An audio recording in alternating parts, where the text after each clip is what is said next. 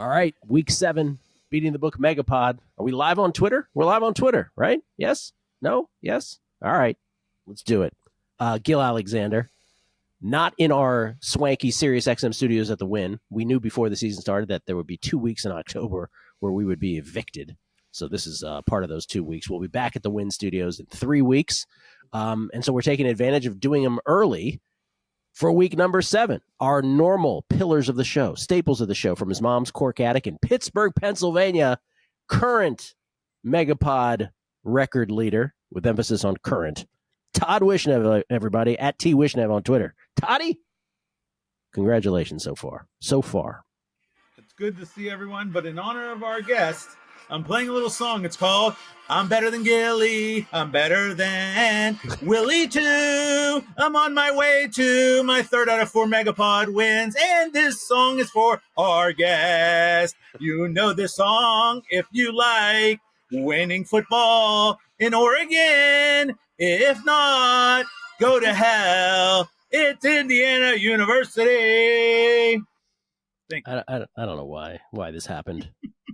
I don't know why the show. I tried to give the little IU, but my camera cuts off there a little bit. So thank you very much, Todd. Indiana, our Indiana, kicks off the MegaPod this week. That, by the way, is the voice of Wes Reynolds. You may know him for his golf picks, primarily at VSiN, but the man knows his football as well. He knows many sports. Wes, thanks for being here again. And you were at the Indiana game this past weekend, yes? I was at Autzen Stadium in Eugene to see arguably the biggest win in Indiana regular season history for football. That's a very low bar, especially over the last 40 years. But yeah, awesome experience. By the way, the people at Oregon were super cool. Go there to a game if you can. Go see a game at Autzen Stadium. Go walk the campus in Eugene. Beautiful campus, and it's even more beautiful when you come out with a big win on the road. And now Indiana football, national title contender. Yes. We are in a brave new world. Gil, you texted me after the game, and I believe my text back to you was, holy shit. Yeah, exactly. That's what it was, because, you know, and it wasn't, I don't know if I was surprised. It was just like, we've never do that. You know, when they give up the pick 6, it's like, okay, here we go. We're just waiting for the other shoe to drop, and it didn't drop. Indiana responds with the score and takes a win on the road. So now it's all set up. Now just don't stumble over the teams you should beat. Yeah, I mean, I bet them this week 10-1 to win it all, man. And I just don't feel like there's any team that's markedly better than them. I think Signetti builds a team from inside out like Harbaugh does. And I think they're only 10-1 because we're not used to seeing that name as a contender, right? There's still that PTSD there, even from fans like me that have followed this program my whole life. It's like, oh man, when's the other shoe going to drop? Like something bad's going to happen. Maybe it's not going to happen. Maybe we need to get rid of that PTSD and just accept Indiana football as the new overlords of college football, or at least one of them.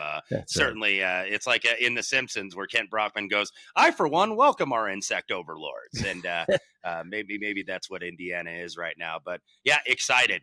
Very excited to be number 3 in the country. And it's all setting up for a potential showdown with the Buckeyes in my hometown of Indianapolis in that Big Ten title game. Yeah, which may not mean anything as far as the playoffs concerned, right? When all is said and done, right? Whoever loses still gets just in. For seeding. Yep. Just for seeding, because they don't do the automatic seeding anymore, by the way, where you have to be a conference champion to get one of those top 4 seeds. Now they take the best 4 teams, and I think Indiana's one of them as we stand today. So you mean we don't have to endure like Boise State, or who was it last year that got the big seeds? We did have we had SMU against Penn State. Yeah, that went well. And then Boise in the second round against Penn State, and Boise got the bye. So I don't believe that we have that this year. But a lot of football to be played, and it's college football, so you always expect the unexpected. Will Hill, also pillar of the show, not the current MegaPod leader, at not the Will Hill on Twitter. Should have bet more podcast. Who's your guest this week, Will? We had Jeff Schwartz, formerly of the MegaPod, and I think Todd remembers Jeff, and had Ian McMillan from Sports Illustrated, and then Friday TBD. So yeah, it's been fun. Been fun doing it. Where do we stand? I know it's a joke you just made, but where do we stand on Jeff Schwartz? Did the MegaPod audience ban Jeff because he didn't like Todd? Is that what happened? Are you asking me? I don't know. I listened to that episode. It seemed fine to me. Yeah. Jeff is one of the nicer guys you'll ever meet. I know him from doing the show together, Fox, and become friends with him. So I'm unaware of this ban that you. Todd, how did you read the situation? I'm unaware of it as well. I'm friendly to everyone, and I get castigated for things that don't ever happen. And I'm just the redheaded stepchild. What can I tell you? That's it. Castigated for things that never happened. Add Jeff, by the way, to one of the very gracious Oregon Ducks. Of course, he played football up there in Autzen and Eugene, and was very congratulatory toward Indiana and said, Indiana was the better team. So Jeff was one of the many classy Ducks that I encountered over the last few days. It's good to hear that, by the way, in this day and age where fans just go ballistic on each other for no reason. That's always good. I to hear. enjoy Jeff's little Twitter videos where he points out the offensive lineman who did the right or wrong thing. That's always entertaining. Oh, Jeff's videos. He has good breakdowns like that. Yeah. Yeah, I like them. All right. Todd, court stenographer, show stenographer. What are the records, sir? Well, I'm going to tell you that my friend Gilly had an outstanding 2-1 record last week with his Steelers and Rams pick. His Detroit Lions were not as fortunate. He went to 8-10. Teaser loses. Everyone lost the teaser because the Eagles lost. I don't know how they lost, but they lost. So he goes to 2-4 on teasers.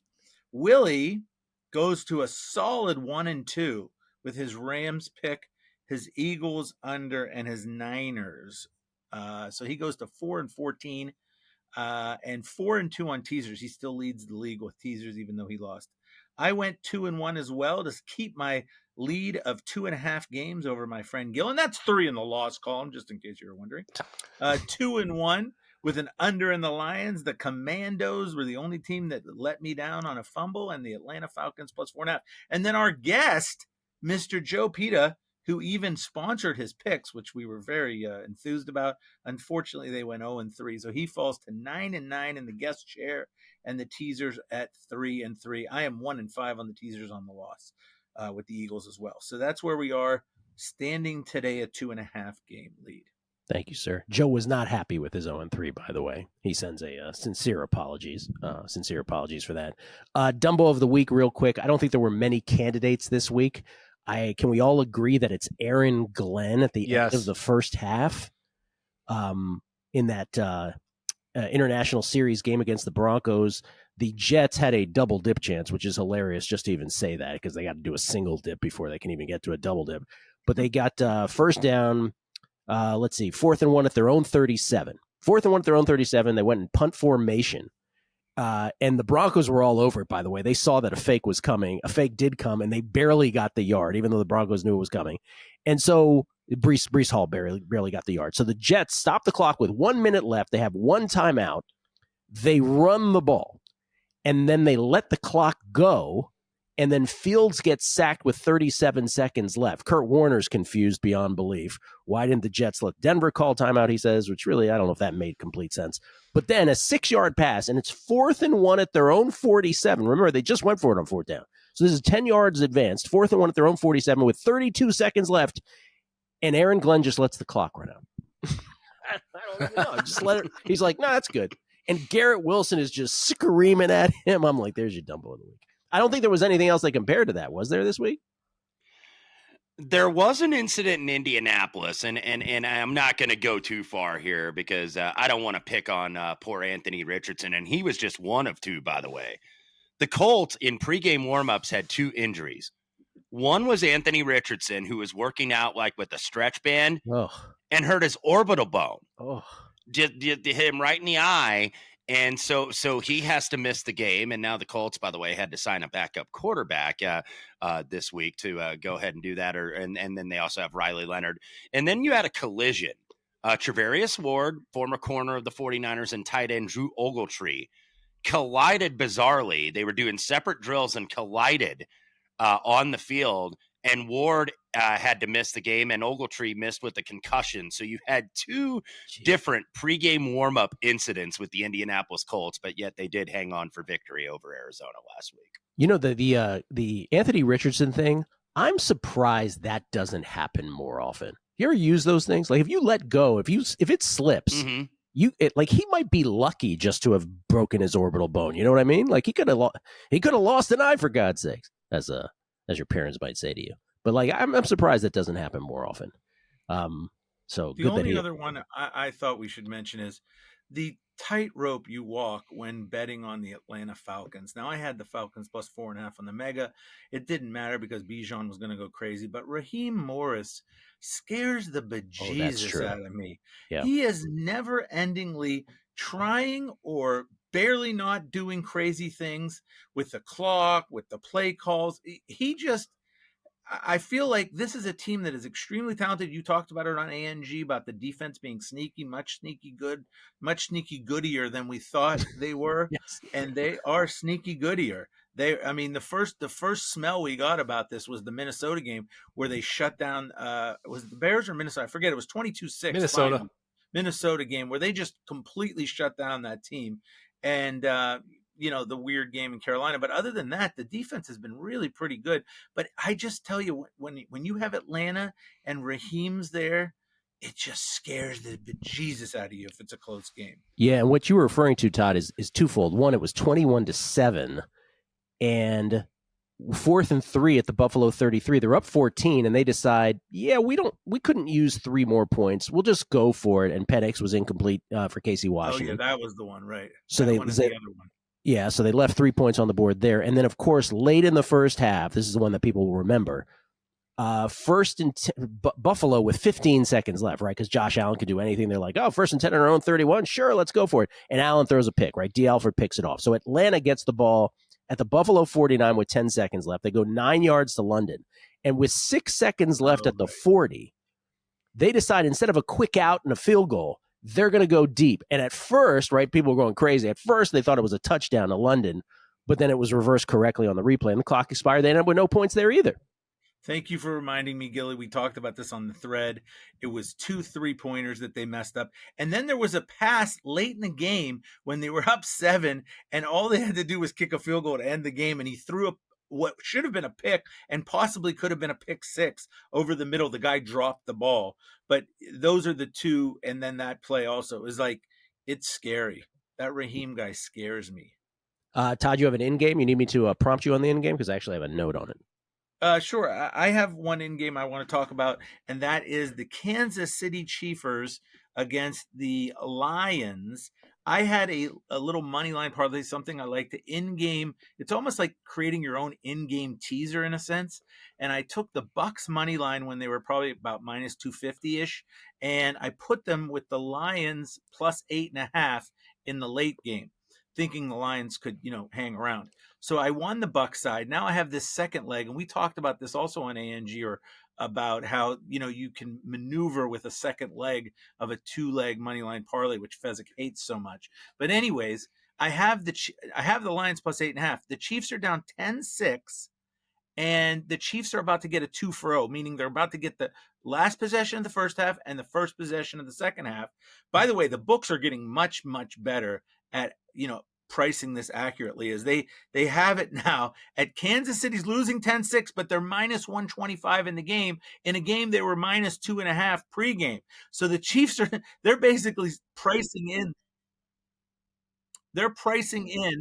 that 2-for-0 possessions, meaning Kansas City getting the possession at the end of the second half and the first in the second half. Well, guess what happens? I said, I'm taking Kansas City to go for the middle, take Kansas City money line, and then I have the Lions plus 8.5 as my second leg, and I have a huge 8.5 point middle. It ended up being the right thing for a change with me because I took the Chiefs there, and that saved me from losing my parlay because the Lions ended up losing by 13. So I ended up going for an 8.5 point middle, and it turned out to be the right thing. But 2 points that I'm really trying to pound home. Number one, the books are much smarter in pricing the 2-for-0 when they're making Kansas City minus 125 down 10-6. And second point is, with that second leg of a parlay, you can do a lot of things with it and protect yourself. And in this case, I was smart to do the protecting because I protected that Lions plus 8.5 because they ended up losing 30-17.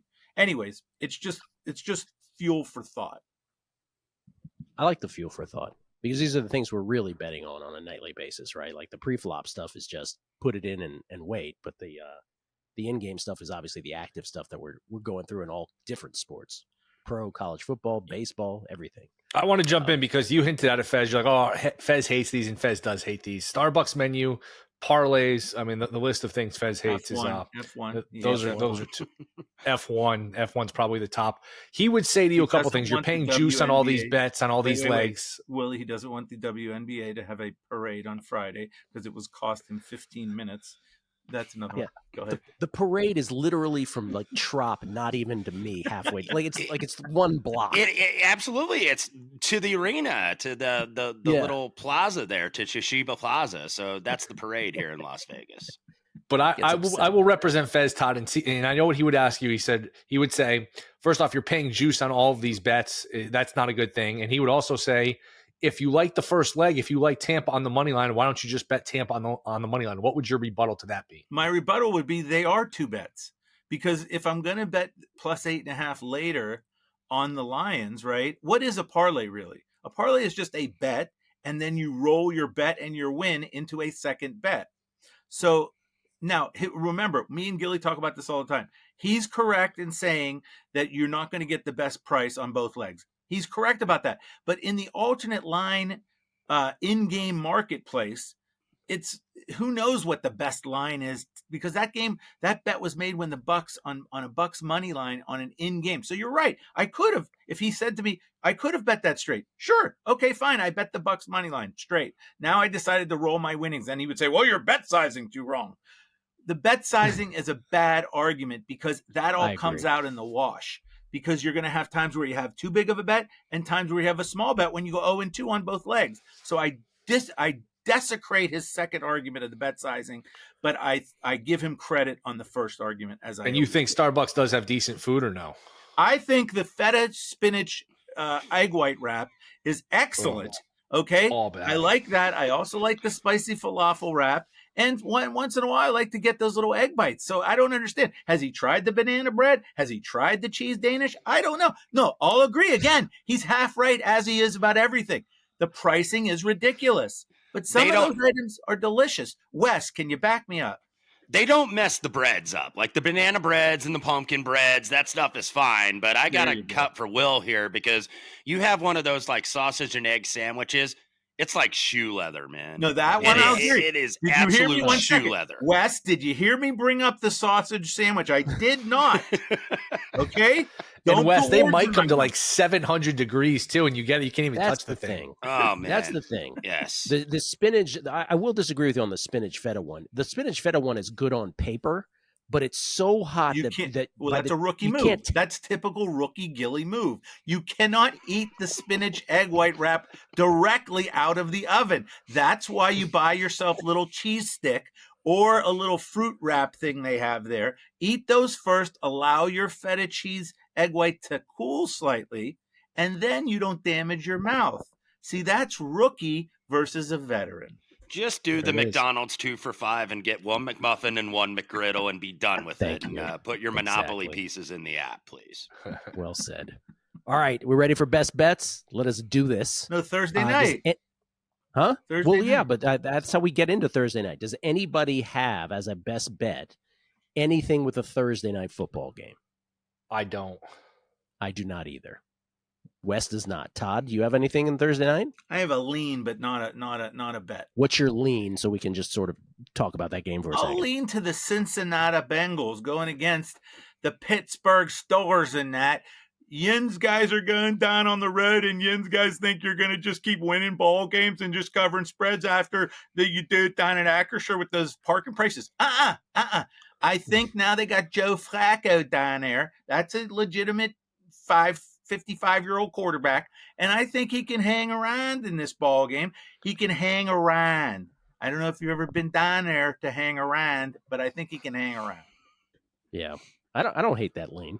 Yeah, not an official pick from Todd. Not an official. I don't either. And look, Joe Flacco had a short week of practice last week at Green Bay, and they end up hanging in, by and large, never a chance to win. So I don't think that'll hurt him here necessarily against Pittsburgh, who I think has been a little bit fortunate, shall we say, early in the season. A lot. Team Rankings has this stat. I believe they've recovered 83% of possible fumbles. They're the number one in terms of fumble luck rankings. So I thought about going with Cincy, but I did pass. I will say this too, and I've been giving out Steelers division the past couple of weeks at good prices and Ravens to miss, like plus 375. If you think that plays out, I usually don't like to double dip in these markets, and I'm going to lose on Gannon Coach of the Year. Tomlin at 16-1. He's never won before. Surprise division winner. I know you have Vrabel and Steichen to compete with, but I don't think Tomlin at 16-1 Coach of the Year is the worst bet. But I passed the game. On the radio side this morning, we did adjusted season win totals, and I liked way too many of them. Right, I liked like 10 of them, but 2 of them were the Pittsburgh under 9.5 and the Bengals over 6.5, I believe it was. Either way, the Bengals won twice, right? Yeah. I think you had 5.5 over. Then Kelly suggested the alternate of 6.5 at plus money, thinking if they can win enough games, then Burrow's incentivized to come back. That's right. Mine was at 5.5. What I was talking about, it's heavily juiced the over, but I love the Steelers under and the Bengals over. And so here's a game where that could really catapult both of those. And even if it goes the other way, I still like them. So 3 straight home games, by the way, for the Bengals, starting with Thursday night. And then they have the Jets at home and the Bears at home. There's a chance for this team to maybe kind of at least somewhat steady the ship a little bit. I was impressed that they competed against Green Bay, who was off a bye, looked like they were going to lay him out, and they hung in that game throughout the entire duration. Yeah, and I definitely look. If you look at that schedule, and Wes was just intimating at how it starts, it's like if you can't win, if you're the Bengals and you can't win 4 more games, you are really bad at football. I think they can cobble together 4 or 5 more. And I believe Gilly did. Wes said something about the Steelers being very fortunate. I just heard Aaron Schatz said that they're the most fortunate team with turnovers since the 1962 New York Titans. The New York Titans of 1962. Yes. He totally didn't hear that from Aaron, but I get the joke. By the way, next week's MegaPod guest, Aaron Schatz. Yeah. Yes. Todd loves when Aaron comes on. My goal is to make Aaron Schatz laugh one time. And by the way, bet the under. Under is heavily juiced. MegaPod schedule, Aaron Schatz, Wes Reynolds this week, Aaron Schatz next week, Stormy Bonatoni in 2 weeks. There you go. That's how far out we've done it. Okay. Wes, you have honors. Your honor. First best bet of your 3 is? Okay. Let's talk about a team that I did briefly mention earlier. I made the joke because the saying is in 49 states it's just basketball, but this is Indiana. But it's really been in 49 states it's just football, but this is Indiana, with the Indiana Hoosiers, of course, number 3 in the AP poll. And the Indianapolis Colts to be the number 1 seed in the American Football Conference as of today. The Fever, Wes? The Fever? Have you heard of that? The Fever did make a heck of a run, Todd, to the semifinals before bowing out to the eventual champion Aces, with about 8 players sitting there on the sidelines, including Caitlin Elizabeth Clark. But Fever are coming back for vengeance next year. But the Colts have gotten off to a good start. They're 5-1. They're a lot better, I think, than even I thought that they were going to be. In Indiana Jones, Daniel Jones, has been the real deal. However, I think that this is the spot to sell off a little bit of your position if you have one on the Colts this week. I don't believe we're allowed to do money line, so I'll go Chargers minus 1.5. That's pretty much what it is in the market. And you're never getting a good home field, by the way, in SoFi Stadium, whether it's the Chargers or the Rams. This is Colts' second trip, by the way, out to Los Angeles. They were out there a few weeks ago. Actually, probably should have won the game against the Rams. It just kind of fell apart in the final several minutes. Colts got some injury issues, especially in that secondary. If Kenny Moore with the Achilles, Trevarius Ward, who I mentioned, has the concussion. Meanwhile, on the other side with the Chargers, their injury issues are on the offensive line. Of course, Rashawn Slater, the former first rounder out of Northwestern, out for the year. They might be getting Joe Alt back, though, this week, which I think that they desperately need, because this Charger offensive line has not been great, and Justin Herbert is getting hit way too much. But if they get a little help from the injury bug on that offensive line, I do like the Chargers this week. I think the Colts have been getting a little fortunate. They got very fortunate, I felt, to even just win against the Arizona Cardinals last week. And that line, of course, went up with Kyler Murray out. But Jacoby Brissett, who is a very capable, hey, I can step in for a game and you don't really lose a lot. You can't really do it for a whole season. Brissett threw a 320 last week on Indianapolis. And it wasn't like Arizona was trailing. It wasn't like it was a trailing game script here. So I think the Colts, I hate to use the term due. I think they're kind of due to get beat, though. They've been very fortunate, I think, over the last couple of weeks. And I think maybe that runs out against the all yellow. I don't know if you guys saw this on the X. They're doing the all yellow Charger uniforms this Sunday in SoFi. Wow. That's big news right there. Jacoby Brissett, by the way, I know this has nothing to do with the game that Wes selected. By the way, excellent knowledge of the MegaPod bylaws that you're not allowed to do a money line, Wes. I appreciate that. Yes. Jacoby Brissett, the 1 year, so when Andrew Luck suddenly retired, the year that Jacoby Brissett started the whole season, basically, didn't he get like 12 of those games to the Colts having a lead in the fourth quarter until they like gacked a whole bunch of them? Mm-hmm. Wasn't that the stat? It was. And Jacoby, he's a guy that never really loses games for you per se, where it's like his fault. But he's not a guy that's good enough to always go out and like grab a win for you. He's a steady Eddie type of quarterback, which is why he's still in the league, because he's a very good backup quarterback and a very good guy that, hey, I can start you for a week or two in a pinch while our normal guy gets right. So he is a guy that certainly still has the ability to do that. But I personally laid money line, but I will go Chargers -1.5 as my first best bet. Chargers for Wes. Wes, were you named after Wes Unseld? I was not. You were not. My middle name, Dean, was after James Dean. So I asked my late mother, why didn't you just name me James then instead of Wesley? She never had Wes is more unique. She never had a good answer for that. But. Yeah, well. My mom didn't let me go to the public high school, and I would have been the fucking starting quarterback because the kid who was the starter was not better than me, and I grew up with him. So you know what? A class action lawsuit is coming. Way to bring your mom into this. Well, if we're bringing up how moms did bad things. Wes said his mom named him incorrectly, and I said my mom did horrible things. Scars are souvenirs you never lose, Todd. Oh, man. Think of all the action. Think of all the action you missed out on, Todd, if you were a starting quarterback. You ever think about that? All the action. It would have been a lot of action. They would have learned very quickly where I was lacking. Anyways, what I'd like to talk about, by the way, I love your guys' Jacoby Brissett game manager thing. He's the ultimate John Fox quarterback. I always used to talk about John Fox being the 9-7 coach who would always just win the games he was supposed to win by not making any mistakes and lose the games he was supposed to lose by not making any mistakes. And that's like Jacoby Brissett. But anyways, who do I like in my first game? I guess you're going to force me. I feel like I'm being forced by you folks, but I'm going to do it anyways. I feel like you're forcing me to take the Philadelphia Eagles. I'm not sure I want to take the Philadelphia Eagles. I don't like what they look like.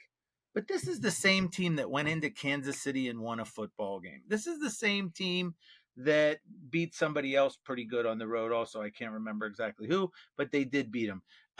Now you're telling me that they have to go into Minnesota and either beat – I asked Willie this time so I didn't screw up on who the quarterback was. I said, Willie, who are the Vikings starting at quarterback? Is it going to be that McCarthy Joker or the Wentz Joker? Well, it doesn't matter to me because he said he's not sure. It doesn't matter who the starting quarterback is. The bottom line is the Philadelphia Eagles are going to come in here angry, my friends. The sea was angry that day, and the Philadelphia Eagles are going to be angry that day after the whooping that they took against the New York Giants, which cost me a fortune because I kept playing the Eagles in game to come back. I just couldn't believe what I was watching, and I just don't believe that's really the Eagles. And if we're ever going to get an Eagles performance that's outstanding, I feel this is the week. So give me the Eagles -1.5. Can I jump in line real quick before you will? Because I, too, have the Eagles, Todd. I don't know if that makes you happy or sad that I'm with you on this. It's fine with me. Just add this. One less game to beat you. One less game for me to beat you. That's right. The Vikings are 3-2. They got I won't call it a miracle, but they got that last second-ish win against the Browns in the international game. They had a turnover fest against the Bengals. So, good for them. I'm not sure how that game's otherwise. And they beat the Bears by 3 points. Otherwise, they've lost. I just don't think they're a very good football team. And I'm with you, Todd. What's the old Marco D'Angelo line? No team is as good as they are 1 week or as bad as they are 1 week. I think the Eagles, the ultimate bounce back for them. And it is the Vikings coming off the bye, but the Eagles have extra rest too here, right? From a Thursday night football game. So that sort of mitigates that part of it as well. And the Vikings had to travel from overseas anyway. So there's no real advantage rest-wise to me. So I'm with you. I'm on the Eagles. Sorry about that, Willie. Might as well. Let's get it out of the way. Congratulations to Todd and Gilly. Might as well just mark that as a W. Todd, as Fez would say, that's a winner. I'm on the Vikings here. I think they're getting a lot healthier. Cashman, the green dot, looks like he's on track to play. They might have 4/5 of the offensive line back. It's tricky. The tricky part of doing this Wednesday, we don't have access to injuries like we would with another 24 hours or so, but it looks like the offensive line might be intact here. I don't know if Van Ginkel's going to go. He's close, but they're getting healthier. And I do think, and you listen to some of the X's and O's people, this Philly team is just not well coached on offense. We had Joe Pita talk about it last week. I heard Warren Sharp on a numbers game today talking about they keep alternating between being, all right, let's be run heavy. All right, let's be pass heavy. They just don't have identity, is a cliche, but Willie, I heard that too. But Willie, answer me a question. Did they all of a sudden forget how to play football and coach football? Answer that for me, Will, because I heard the same thing. They might have forgotten how to coach football. They're bottom 4 in the league in yards per play on offense. So I'm getting the healthier team. I'm getting points at home. I think I got the much better coaching staff. Flores against whatever Philly's throwing together offensively, I think is an advantage. So I will take the 1.5 with Minnesota. Wow. Oppo alert. Oppo. And Willie's favorite team, folks, is the Minnesota Vikings. Homer pick, Willie. And, Homer. All I could say is I heard the same stuff. Oh, and I saw the videos. Why are they running the same play with 2 guys going out deep and 2 guys going out short? Maybe Wes can answer me. Did the coach just completely forgot how to coach offensive football? Is that what happened? Well, most of the staff for Philadelphia, by the way, has gone to New Orleans. Of course, Kellen Moore being the offensive coordinator. Now they promoted from within, but I've been against the Eagles a lot early in the season because of this offense. They're just not running the ball as effectively. They've had some offensive line injuries, and plus, I think it takes a time. Even if it's a guy from within, it takes time for a coordinator to be used to being the play caller in Philadelphia. And a lot of that Kellen Moore staff went down to New Orleans, so they've certainly been off kilter to start the season. Okay. My turn. Me and Gilly My will second? stand corrected. My turn. My number 2 is, by the way, Seattle -3 still. There are a lot of -3s available. Yes, Monday night. Hosting the Texans. Confirming. I am. Yeah, I see a lot of -3s. Yeah. Okay. I'm taking the Seahawks -3. This was a bet I made during Guessing Lines Monday morning. Todd has never seen that show. What are you talking about? I listen to it religiously every morning. Thank you. I have an alarm. Maybe I was mistaken. I get up early. Now, Todd, I'm not making, although you made up a DVOA stat earlier, I am actually not making up the following 2 DVOA stats. This is hot off the press. The number 1 team Titans? through 6 weeks in the National Football League in DVOA, Aaron Schatz's proprietary stat, the Seattle Seahawks, number 1 in the National Football League. But here's the historical number of all the 4-2 teams. Of all the 4-2 teams dating all the way back to 1978, these Seahawks are the second best 4-2 team in the entire database. The best 4-2 team of all time, thanks for asking, the 2015 Arizona Cardinals, who went 13-3 that year. Was that a Carson Palmer year? Or a Kurt Warner year? Maybe? Yeah, Palmer. They went to the NFC title game that year. What about Donovan McNabb? No, Donovan McNabb was earlier. Yeah. I'm taking the Seahawks here. I just think they're a better football team than the Texans. And much like with the Vikings, I mean, if you do the autopsy on the Texans so far this year, they crushed Tennessee and they crushed a Baltimore team that had like third stringers in, or just was a complete mash unit. Other than that, they've lost to the Rams, they lost to the Bucks, they lost to the Jaguars. I don't think they're a very good football team. I think defensively they're good. Offensively, I don't think anything of them. I just think the Seahawks are better all around. -3. I guessed 4.5 on Guessing Lines. Seahawks, my second pick. Todd, just to clarify, are we okay with the 3? I do see some 3.5s. I don't know. You tell me. I saw a bunch of 3s, so I'm going to give bunch of 3s. Okay. Plus the guy's 2.5 behind in the law school. Listen to Willie. Willie stepping in there trying to mess things up for me. Yeah. Toddy. No, Will, you're second. Will second. What do we have for the New England game? The New England Patriots are looking like a 7-point favorite, and 42 seems to be the total. I promised, made a vow that I would no longer take the Tennessee Titans. However, he's doing it again. Terms and conditions apply. That was under the condition that Brian Callahan, maybe the worst coach in the NFL in NFL history, was still the coach. He is gone. It's a new dawn. It's a new day. The curse has been lifted. It's a fresh start, and I am going to take the Titans plus the 7. I'm not trying to sit here and tell you that Mike McCoy is Joe Gibbs or Paul Brown or Vince Lombardi, but he can't be worse. This has to be addition by subtraction. Are we really at the point where the Patriots are laying a touchdown on the road against anybody?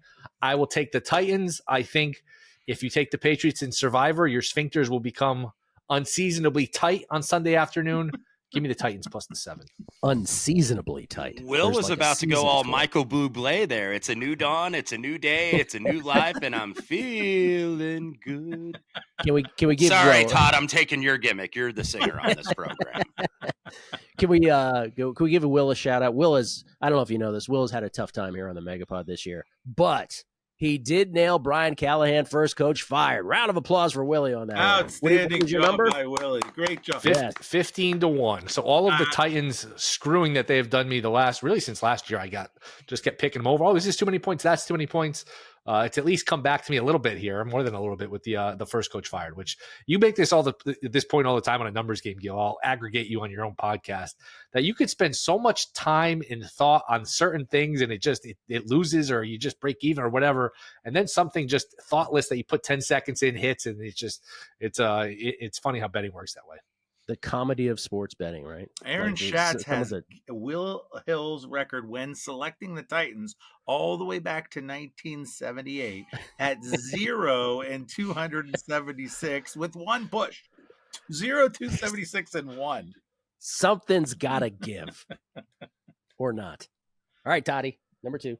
By the way, I really don't hate his pick because we do see this. We do see this with teams that have new coaches, and everybody gets a little hip in their little bump in their step. Everybody's grooving. Everybody's like, "Oh, okay, let's go. We got to show what we are." So if there was ever a time to take the Titans, this is plus all the Patriots hype. Drake May is the greatest quarterback in the history of quarterbacks. Now they're saying, "Oh, did you see how good he is in intermediate and deep and intermediate deep and short at intermediate deep?"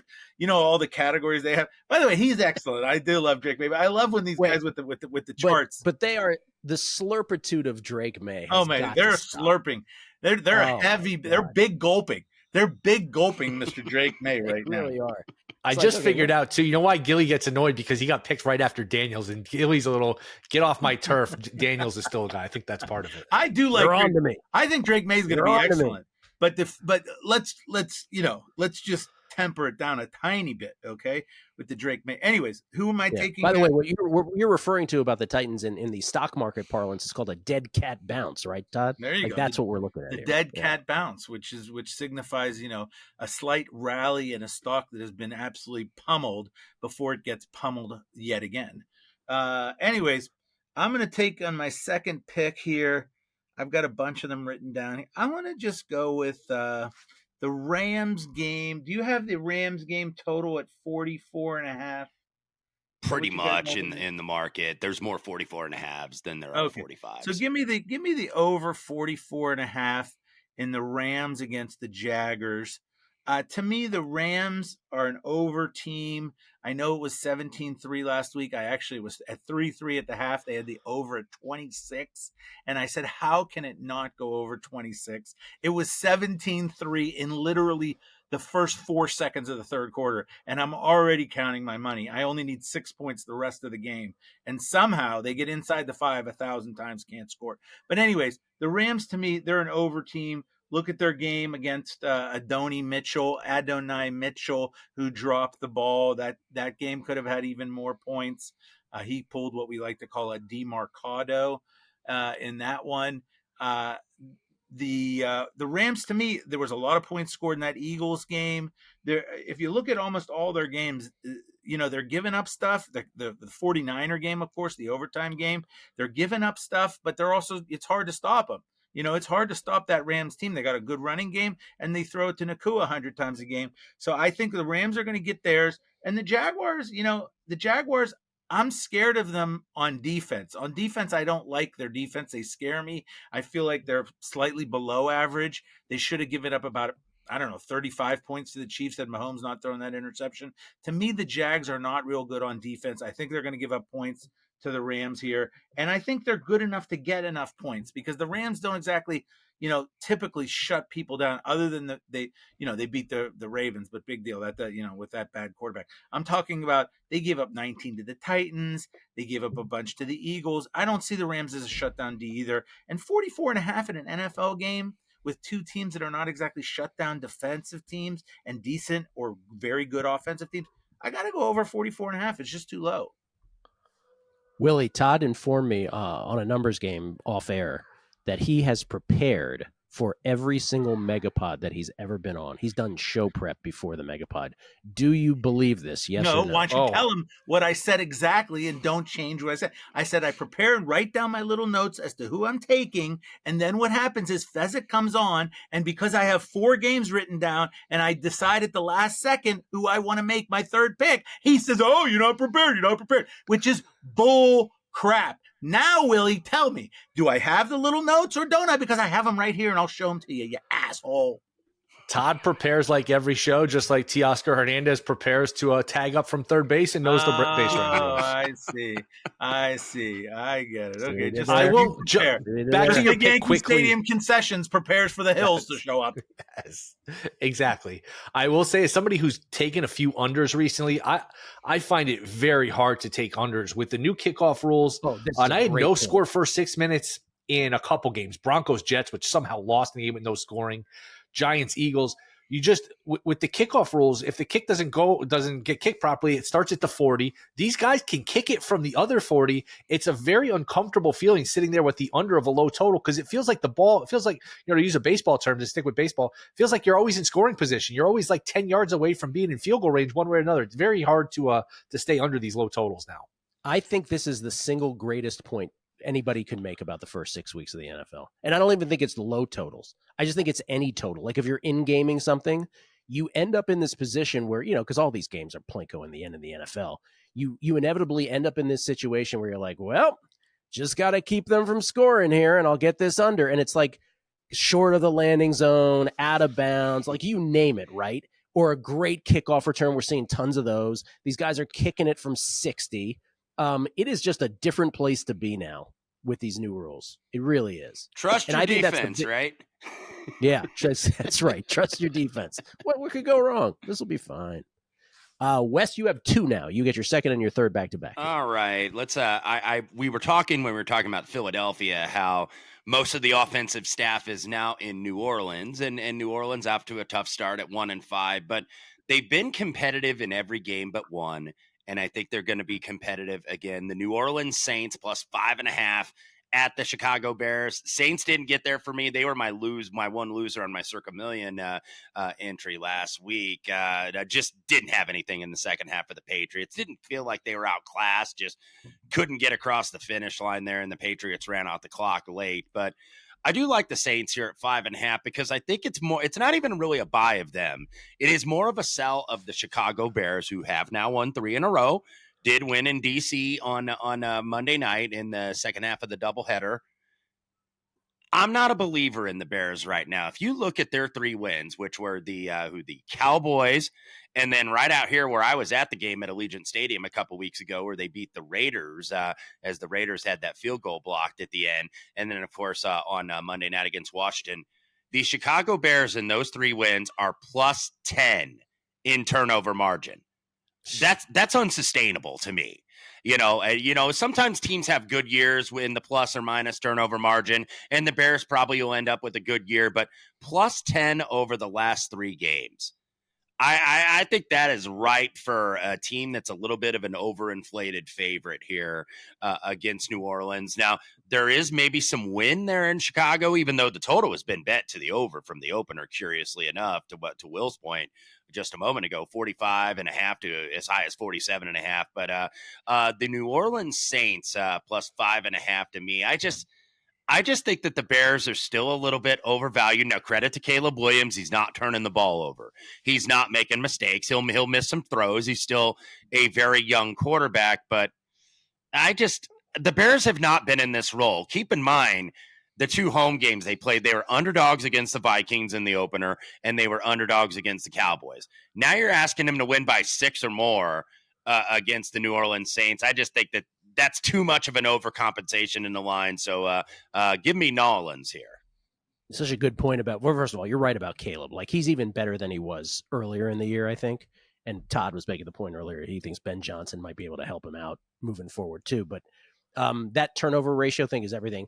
Washington was going to overcome a -2 to win that game. They couldn't overcome the -3 though. Like, that's what it took for the Bears to win that football game. Wait, 2 things about that. First of all, is it 5 or 5.5? You could give me 5. There are some 5.5s out there, but guys, you make the call on this one. Let's see. You make the Alcoa presents. You make the call. I think it's -5 consensus there. So Saints plus 5 for Wes. That's fine. Sorry, Wes. The other thing I want to ask Wes and all of you guys is, if you're sitting with a money line Commander ticket, I believe the score, and because I was and Gilly was, I had the money line Commander ticket, and the score was at that point 24-22, and the Commanders had the Bears had the ball after the fumble, and I believe there was a timeout with, I'm going to tell you exactly, I think it was 147 is what it was. I'm pretty sure. Let me just check it to make sure I'm right. Okay, it was 140. They were at the 40. Okay, 2nd and 7. There was a timeout at 2nd and 7 at the Washington 41. 2nd and 6, Washington 41, 127 to play. At this point, I looked at the numbers and I saw I could get Bears plus 125 on the game and get off my Washington money line.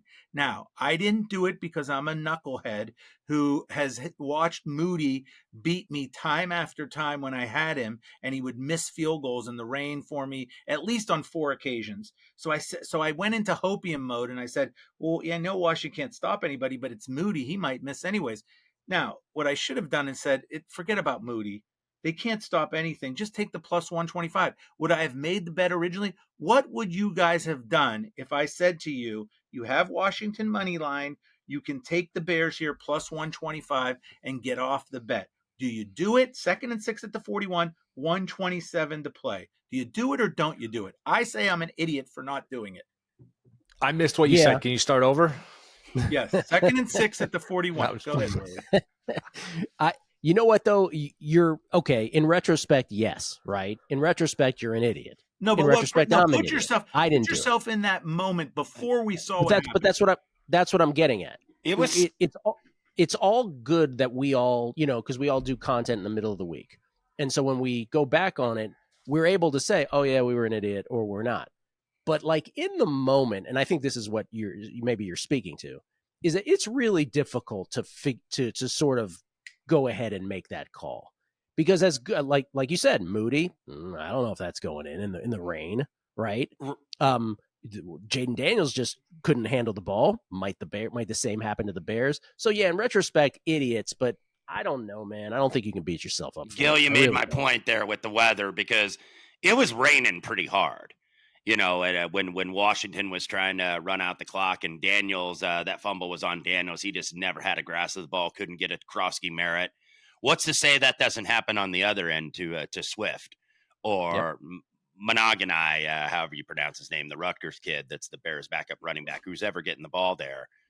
What's to say that that's not going to happen? So that's so touch and go, where it's kind of like you already put your chips in. You just got to kind of take the result as it comes there.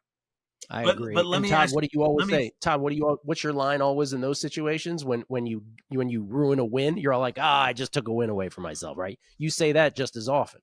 Well, here's the thing. Would you guys have made the bet if you didn't have if you had no position in the game, and I come to you right at that moment and I say, do you want Bears plus 125? I wouldn't have made that bet. No. I thought it was fairly priced. A boring answer, but I remember when you texted like what the response was. I didn't trust Moody. I didn't really trust the Washington D. I mean, I thought the price was kind of what it should be. Okay, so then I just wanted to hear what you guys thought about that. I thought that was very interesting, what to do in that moment. Wes, you got one more? Yeah, I got one more. I'm not getting the best of the number on the opener here, but I'm gonna go ahead and do it. I didn't think I'd be on 2 or 3 favorites, but here we are. Let's go to Monday Night Football, and let's go to with the Detroit Lions -5.5 over the Tampa Bay Buccaneers. I faded the Lions last week against Kansas City because I thought Kansas City, even in defeat against Jacksonville, like their offense looked like it was getting right. And it certainly, I think, is still bearing fruit. I think Kansas City's offense is getting healthier and it's getting better, and they're also getting Rice back very soon. Meanwhile, Detroit had an unhealthy secondary, and they're still not 100% here. I think Branch, I don't know if that's officially been announced, if he's going to be suspended for that incident after the game on Sunday night. Terry and Arnold may come back with the shoulder issue, so that certainly helps. They might also be getting Decker back, so I think that's a big help on the offensive line for Detroit. But it's mainly a little bit of a fade of the Bucs here, because now I think people want to sell Detroit, even though the money is moving their way so far this week because of what they saw in prime time last week. I'm wanting to sell the Bucs with their injuries because check out who they do have out. Evans, of course, we know is on IR with the hamstring. Egbuka just got downgraded to doubtful with the hamstring. Chris Godwin, who was out and then came back, now he's likely to not play. Bucky Irving not likely to play. So that's why I think you've seen a little of the line movement. Plus Detroit getting a little bit better of an injury report early in the week with Taylor Decker, the left tackle, potentially back, and also Aleem McNeil, who has been out most of the year, arguably their best run stopper. Tampa Bay, to me, and I don't want to poo-poo them because 5-1 is 5-1, and Baker Mayfield, look, the guy is a gamer. You got to tip your cap to him. He really is. But when all of a sudden I'm starting to see, not only on our platform but all the other platforms in the space, Baker Mayfield MVP, Baker Mayfield MVP, Baker Mayfield MVP, boy, that scares the you-know-what out of me. and it's like you're buying this team at the top of the hype. And you're buying this team at the top of the market. And if Baker Mayfield can do this with maybe without his top 4 receivers, because keep in mind Jalen McMillan still on IR, who was their draft pick out of Washington last year. And if he can do that, then you know what? Maybe the MVP talk is deserved. But I think this Tampa Bay team has been very, very fortunate early in the season. Lions have won 2 of the last 3 matchups in the last 2 years. I don't know if Tampa can cover Amon-Ra St. Brown. He's been averaging about 10 catches a game in those last 3 outings over the last 2 years against Tampa Bay.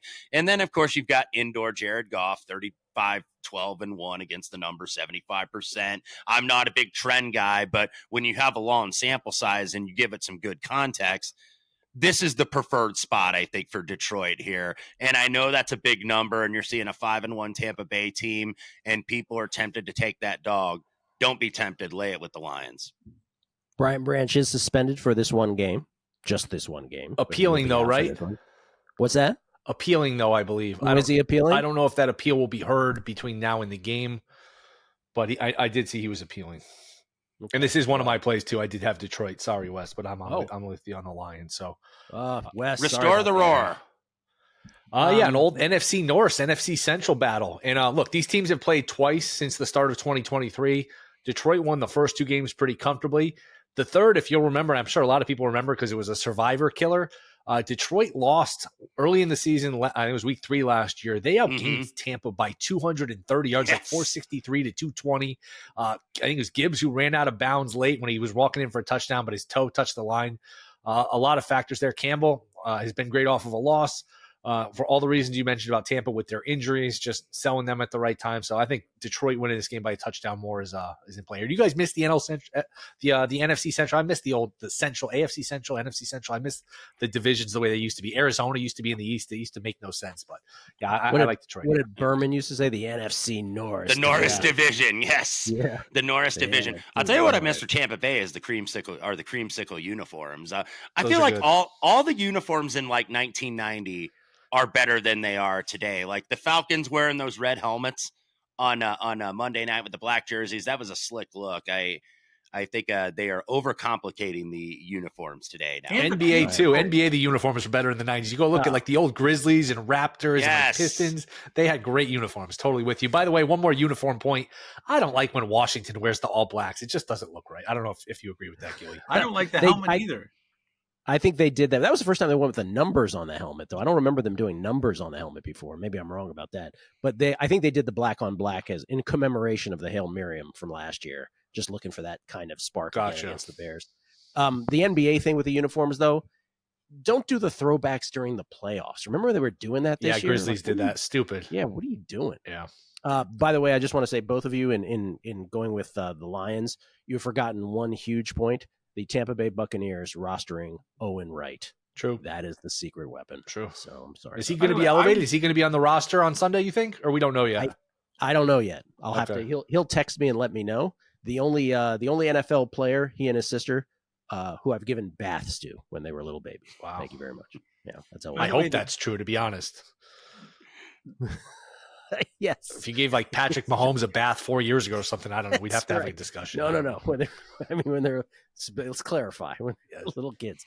Toddy. The creamsicle as a popsicle is an underrated popsicle as well. Yeah, it is. I mean, you get that delicious orange on the outside, and then whoa, up inside here we got a little vanilla ice cream going all the way. Now that's a popsicle.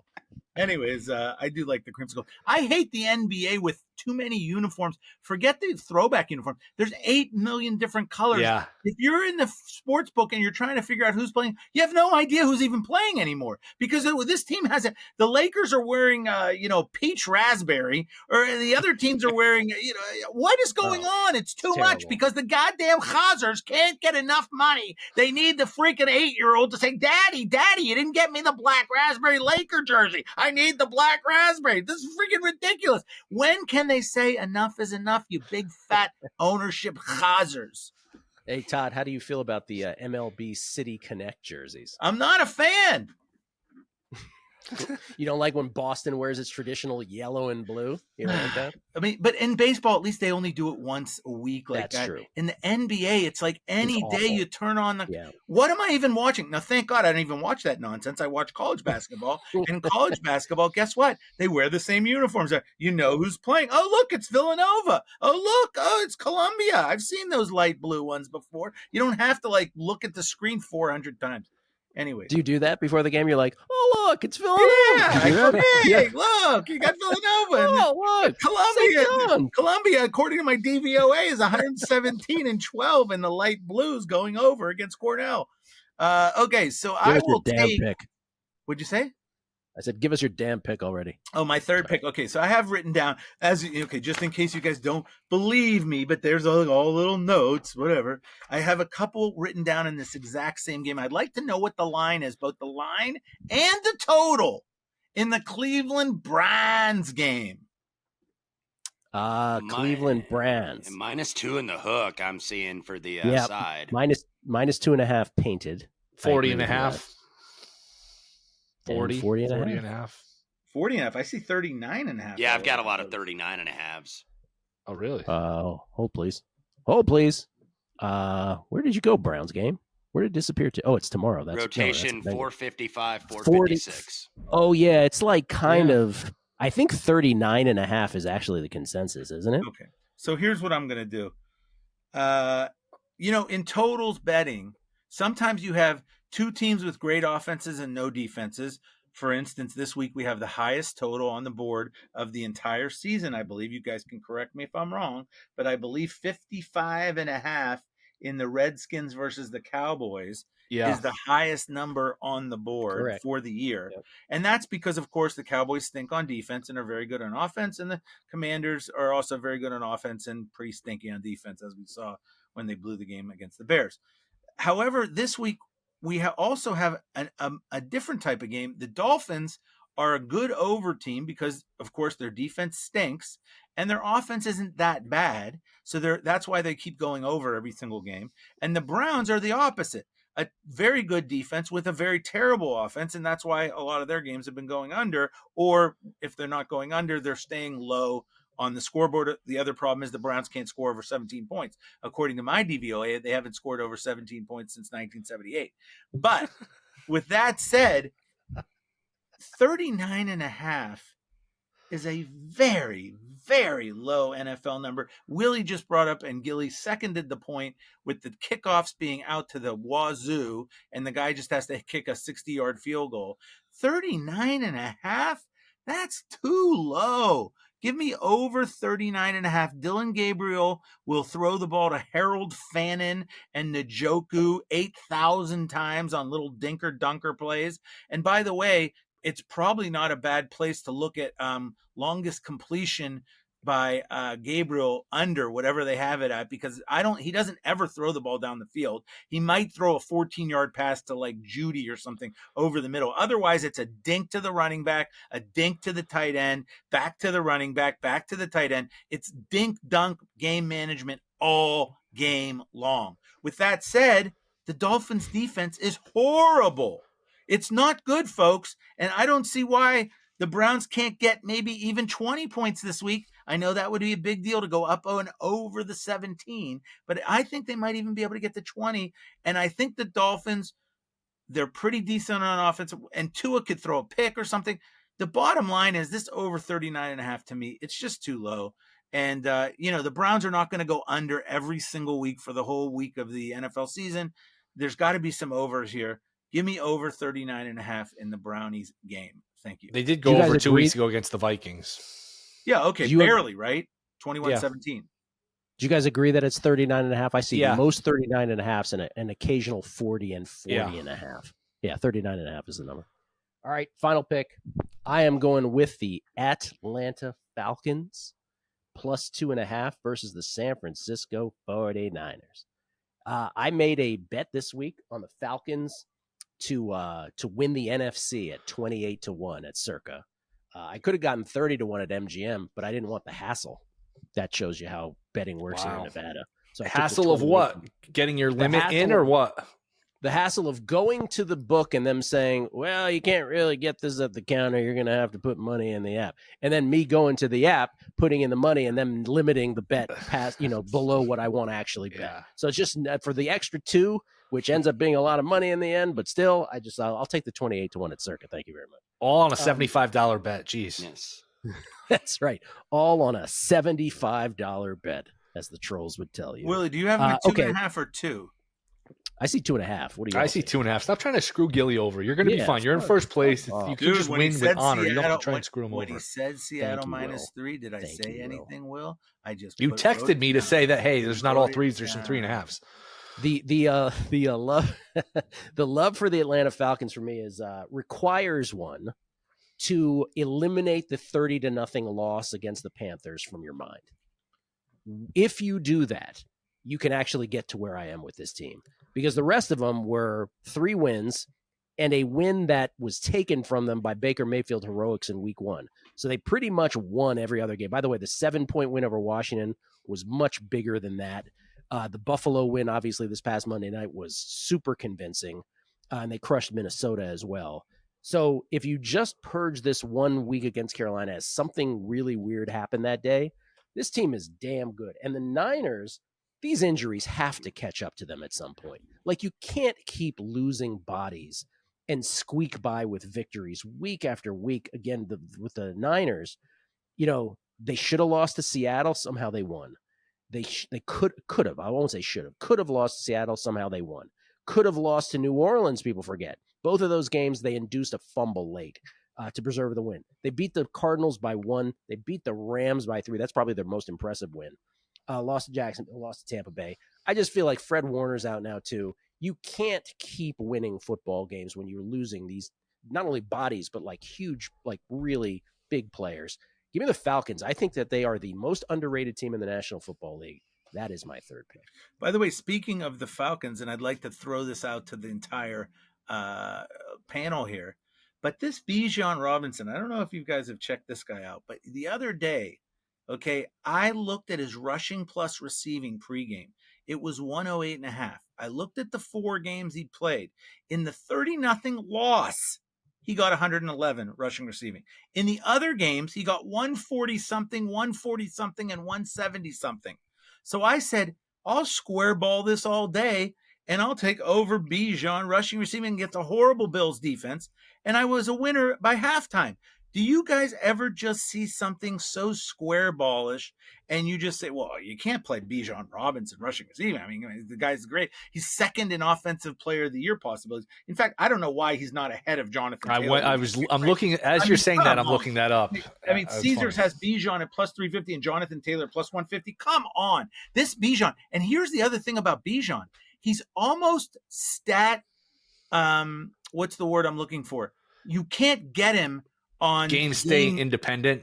Yeah, he's game state independent. That's a great word. He's game state independent. Every other guy, if it's like, let's say you're taking a rushing prop and the team gets way behind, well, you're screwed on your rushing prop because they're not going to hand the ball off, and vice versa. If you get too far ahead and you take a receiving prop, your team just keeps handing off and never gets any passes. So you're game state danger sometimes with a lot of these props. Whereas a guy with Bijan, he will either run it when they're ahead or he will catch the ball when they're behind. So you get your yards on the rushing plus receiving either way. And I feel like there's almost nobody out there who does that. Who else just gets their numbers regardless of game state scenario with when you talk about the rushing plus receiving?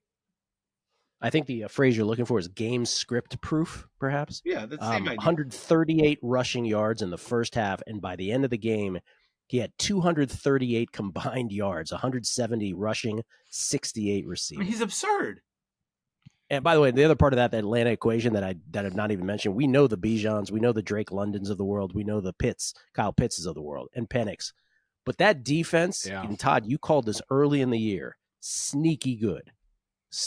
And by the way, in stats, EPA, both their offense and defense are really good. It's weird, too, because they never have a good defense. Even going back to, like, the Matt Ryan teams, there was always, like, Roddy White and Julio Jones, but they were soft on the offensive line. They were soft on defense. So this isn't just, like, the last couple of years they haven't had a good defense. You think back, like, decades. You never think Atlanta in defense. You think Atlanta, and they score points, kind of a soft dome team. They got skill guys, but never a defense. They got a ton of pressure on Josh Allen, by the way, on Monday night. I thought, besides Bijan, I thought that was the real difference maker. Getting those guys behind the chains. And then, and also on the Bills side, just as an aside point, more evidence that nobody in this league right now, and it's still early in the season, nobody's great. Nobody is. The moment you think a team is really good, that you figure out that they're not. And the Bills, quite frankly, had not beaten anybody except for a much different Baltimore team in week 1. But that materialized there on Monday night. So Dirty Birds, all of a sudden starting to rebound. Just wear those uniforms that you wore on Monday night more often, and you're going to the playoffs.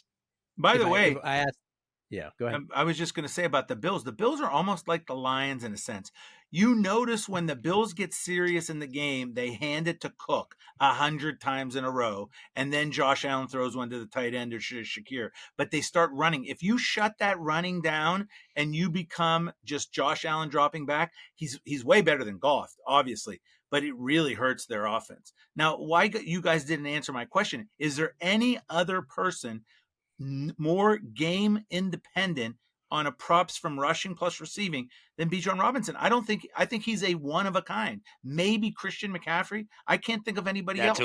That's who I was going to say. But also that's so injury dependent, I think, with the 49ers, because he can get it receiving or he can get it rushing. But like to Gill's point, which is part of the reason for his selection, these injuries just adding up for the 49ers. And I thought this was going to be their year in the NFC. I really did. But this is just like it was last year. And they need some healthy bodies, and they need them soon. That injury report is like a mile long.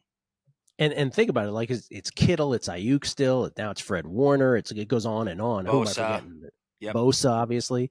The two guys that are the most oft injured are McCarthy and McCaffrey and Trent Williams. London Breed. And they're still there. So who knows what, when it's about. And obviously we're forgetting about quarterback, right? Purdy giving way to Mac Jones. So, I mean, it's just on and on with those guys. Pearsall, every time you think of a new, you like pause 3 more seconds, you think of somebody else.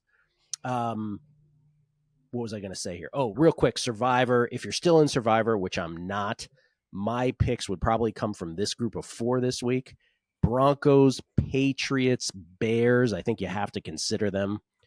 And if you're not in Circa, the Chiefs. Maybe even if you're still in Circa, but Chiefs obviously have a Thanksgiving and Christmas quirk. But I think it's from that group of four. It makes me sad when the Chiefs are good because it's every. So you're always sad? It just makes me sad because I think finally we're going to have a year without the Chiefs, And of course, you wonder how great they are, but I'm just tired. It's like the Patriots. Remember the Patriots? Every single year it was the Patriots. Can't we get somebody else in here? It's just tired. But this is almost, like we're bordering on. The Chiefs have been to the Super Bowl 5 out of the last 6 years. Tom Brady didn't do that. He's incredible. It's enough already. Well, I think you're going to get 6 out of 7. I really do. Unfortunately, I think you're right. All right, teaser of the week. Wes, your favorite 2-team 6-point teaser of the week would be? Okay, and look, usually I'm a big fan of the Wong teasers, even though the numbers aren't as key as they used to be with the different rules and, the extra points where they are and teams going for 2 a little bit more. So this one isn't totally Wong on the first leg, but I'm going to tease the Houston Texans up through the 7 and up to 9 in what looks like it might be a low scoring game. 40.5 we're seeing in the total in the market. 41 usually historically a key number on the total. So I do believe in Seattle, but I think this Houston defense is still pretty solid. Can they figure it out offensively though? And they have had a bye week, and the teams, by the way, that had the more rest, whether they were off a bye or they were the more rested team last week, they went 6-2. Just a little scheduling quirks there, and Houston has had a bye week. So I think Seattle wins, but I think that this is probably a 1-possession game. So Houston up to 9. And then what else do I want to go ahead and put with this? You know what? Let's put.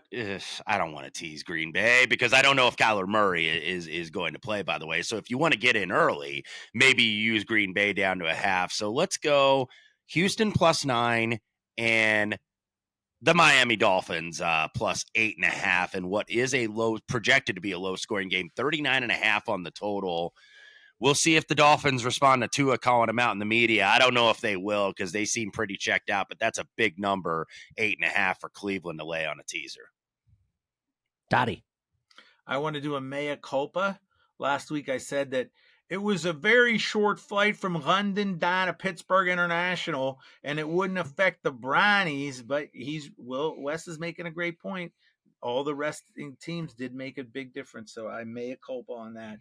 I'm going to go on my teaser with the Broncos down to, what do you see them at 7? So they're down to 1. I just think that, Jackson Dart and Scattaboo can take their clothes off on TV all they want, and they got so many muscles, and they're so great. Guys, slow your roll. You're still the New York Giants. You're still a moribund franchise. You're not going into Denver with that vaunted front four. I believe the New York Jets got negative first downs against the Broncos last week in England. I don't see how they're going to move the ball enough to win that game. So give me the Broncos -1 at home in my one leg, and I'm going to take the Falcons up to 8 and 8.5, right? So I'll take the Falcons up to 8.5 because of much of what Gilly said on his Falcons pick. I just like this Falcons team, the sneaky defense, the Bijan, the Drake London. I just don't see the Niners. They might beat them. I don't know that they're beating them by 8.5. So I just think that seems a little bit far-fetched. What do we have Todd, for Jets Panthers?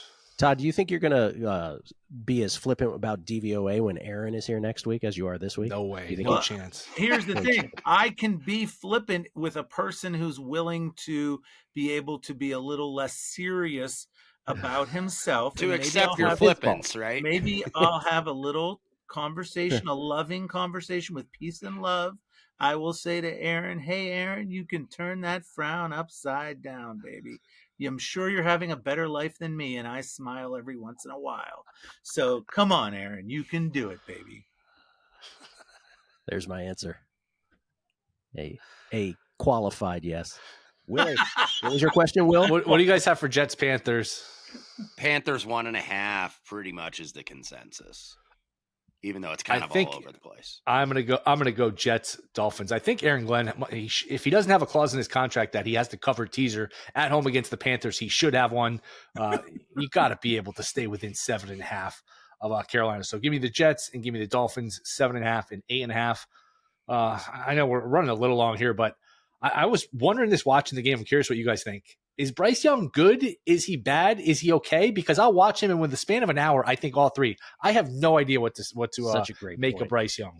Yeah. At home against the Cowboys-like defense, he can be something. On the road, I'm going. By the way, Will, did you find the second coach to be fired market? Is that what? No, man. They can keep them all, fire them all. I don't care. We're all good. All these guys that were on the hot seat that I've been defending on Twitter. You can't fire Mike McDaniel. His team is playing hard. This guy, that guy. You know what? That's right. Do whatever you want. what about Aaron Boone? Would you take Aaron Boone as next? Aaron Boone has a lifetime contract. That's not even worth discussing. Look, he just becomes so bitter when you talk about the Yankees. All right, I'm going Falcons, which is a Wong leg, but I'm going to have to pair with a non-Wonger, I think. And I think I'm going to do the Bengals tomorrow night. Up Bengals. to 11.5. Yeah. You get that all-important 11. That 11 is a much bigger number than people realize lately. I'm not even kidding around about that. That 8.5 and 11.5, those are key numbers. Yeah. All right, Todd, this segment has died because we don't have enough of these available. We certainly don't have enough of these available on Wednesday, but you have a prop that you're looking at or thinking about? You can't do it this Can't early. do it, right? Although we loved Boswell last week, and I even said Boswell to you, over 1.5 field goal. said to you, if there was ever a Boswell week to be Boswell, it was against the Browns' good defense. There's going to be kicks. And guess what? So I go down, it's minus 180. And I said, I can't play him minus 180. That's just too much. So I didn't play him. He literally had 2 field goals before the game started. It was unbelievable. Before the game started even, yeah.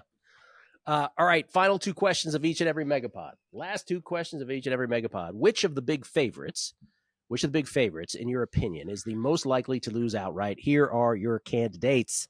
The choices are the Chiefs, 11.5-point favorites hosting the Raiders. This is to lose outright. Patriots, 7-point favorites at the Titans. The Broncos, 7-point favorites hosting the New York Giants. The Packers, 6.5-point favorites at the Arizona Cardinals. Those are your 4 choices. You don't get to pick any of the 5.5-point favorites to make it easy. What do you think, Wes, of those 4? I come to you from the future and I said, one of those teams lost outright. Who is it? I am going to say, I would say Arizona or Green Bay if I knew Murray was playing, but I don't know that he is. So I'm going to say the Denver Broncos. You go to Philadelphia and you win, and then you have to make the trip to London. That's a lot of travel to go back home.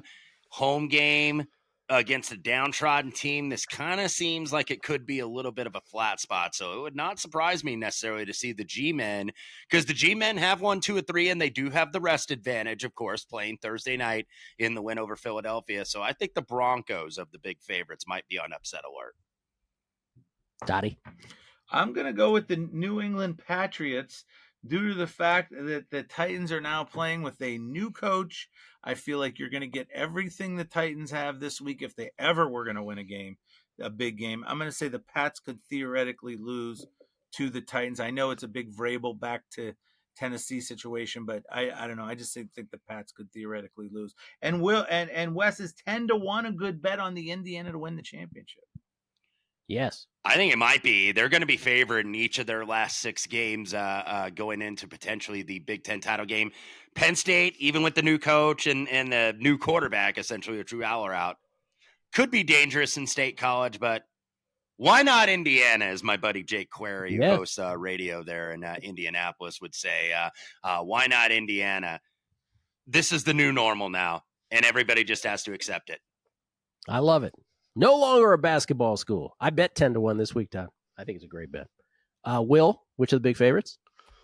Yeah, I'll go Patriots too. I could just see it being typical NFL where everyone is, to use your word, Gilly, slurping the Patriots for a week, and they come out and they just, you see the red zone. Oh, wow, they're down 10-0 to the Titans already. What happened? Drake May fumbled and things like that. So I'll go Patriots. And I don't buy this idea. You hinted at it, Todd, that, it's a Vrabel revenge spot. Vrabel wants to win every game. These coaches want to win every game. So I don't know. A coach revenge spot, I think, is kind of a weak angle. Since we were talking throwback jerseys before, why can't the Titans? It's a lost season. Why don't they just have a throwback coach? Why not throw Jeff Fisher in there for the rest of the season or something? Throwback coach. Do you remember when the Titans wore the Houston Oilers throwbacks against the Texans? Yes, that was brutal. What were they doing? I'm with the Patriots. I'm with the Patriots too. I'm with the Patriots just because dead cat bounce. Let's go. I don't really feel great about it, but of the four choices, that's what I would take. All right, last question, Wes. We live in a bizarro world. You have to play a side on every one of these games, but you get one free pass. One game you want no part of, that game would be? That game would be the Commanders and the Cowboys now. Commanders laying 1.5, 2 on the road. We talked on a numbers game before the season, Gil. I know the Commanders are your team, but I was a little bit low on them because of the close game, because they got fortunate in a lot of close games, and we saw they got unfortunate on Monday night against the Bears. And then plus Dallas, the offense is good. Dak has been terrific, actually, this year, even though this team's 2-3-1. He's been great. But the defense, that secondary couldn't cover us four, I don't think, at wide receiver. So high-scoring game, a lot of things can happen, a lot of weird things can happen, and certainly have already in Cowboy games. That game against the Giants in overtime, that 40-40 tie that we had on Sunday night against Green Bay. I don't know. That is a total coin flip to me. So Commanders-Cowboys for me is the stay away. It's a good choice. Toddy? I was looking at the same thing. I would also like to say if 10-point teaser, Raiders plus 22 is definitely a good leg. Raiders plus 22. I'm just kidding. That is very Chris Sanook of you. He loves those 3-team 10-pointers.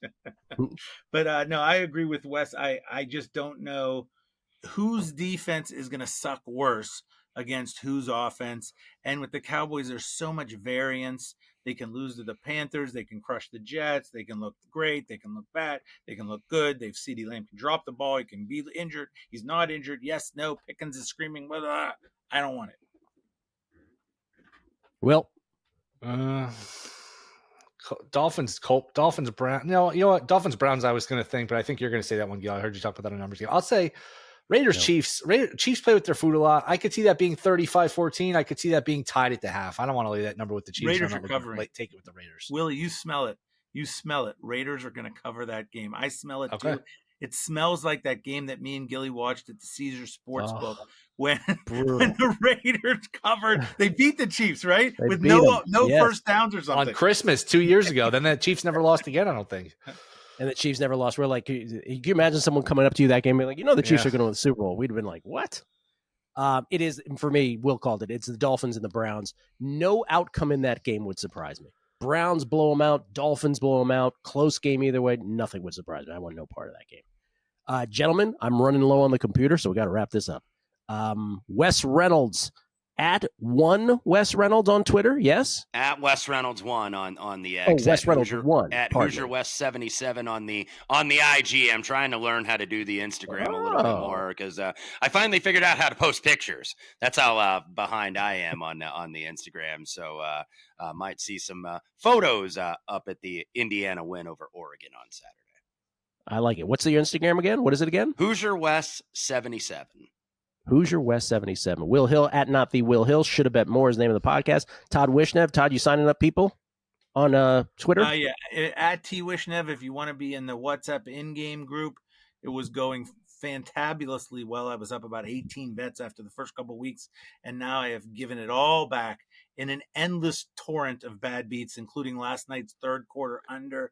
Will can back me up, or Jared I don't want Goff. to talk about it. It's too Willie, soon. how about I don't want to Jared talk about Goff? We have attempts on Jared Goff. Oh. We need like 3 more. It's 2nd and 1, and they can't get the first down, and we lose the attempts. It's just been a torrential downpour of demarcado nonsense for the last couple weeks. So hopefully it turns around. If you want to be on the group, DM me your phone number and put WhatsApp on your phone, and hopefully we can turn it around.